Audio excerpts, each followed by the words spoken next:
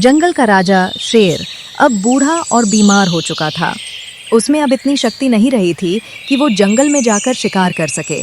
धीरे धीरे उसकी हालत इतनी खराब हो गई कि भूखे मरने की नौबत आ गई। तभी वो सोचने लगा, अगर ऐसे ही चलता रहा तो मैं भूख से मर जाऊंगा। मुझे कोई ना कोई उपाय निकालना ही होगा।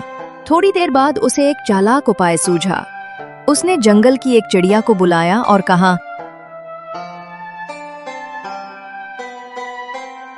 सुनो, पूरे जंगल में ये खबर फैला दो कि जंगल का राजा शेर बहुत बीमार है, मरने वाला है। चिड़िया ने शेर की बात मानी और खबर पूरे जंगल में फैला दी।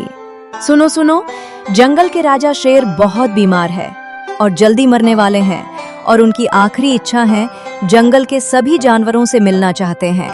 जंगल के सारे जानवर अपने राजा का हालचाल पूछने उसके पास आने लगे, लेकिन जैसे ही कोई जानवर गुफा में जाता वो कभी वापस नहीं आता। शेर मौका देखकर उसे मार डालता और उसका मांस खा जाता।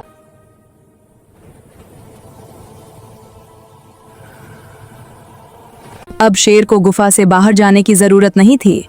उसे रोज बैठा बैठा खाना मिल जाता था। धीरे धीरे वो फिर से मोटा और तंदुरुस्त हो गया। एक दिन एक चालाक बंदर भी शेर से मिलने आया। वो गुफा के अंदर जाने ही वाला था कि उसने जमीन पर ध्यान दिया। वहां कई जानवरों के अंदर जाने के निशान थे, पर बाहर आने के नहीं। बंदर समझ गया कि यहाँ कुछ गड़बड़ है। वो गुफा के द्वार पर ही खड़ा होकर बोला, वनराज, आपकी तबीयत कैसी है? शेर ने भीतर से आवाज दी, अरे मित्र, अंदर आओ, मैं बहुत बीमार हूँ, बाहर आकर तुमसे मिल भी नहीं सकता। शेर की भारी आवाज सुनकर बंदर हंसकर बोला, महाराज, बाहर तो बहुत से पैरों के निशान हैं, पर कोई भी निशान गुफा से बाहर नहीं जा रहा। अब मैं सब समझ गई कि जो भी अंदर गया वो कभी लौट कर नहीं आया। इतना कहकर बंदर वहां से चला गया और जंगल के सभी जानवरों को सारी सच्चाई बता दी। उस दिन के बाद कोई भी जानवर शेर से मिलने नहीं गया। इस तरह बंदर ने न केवल अपनी जान बचाई बल्कि बाकी जानवरों की भी रक्षा की। दोस्तों, इस कहानी से हमें यही सीख मिलती है कि बुद्धिमान व्यक्ति दूसरों की गलतियों से सीखते हैं।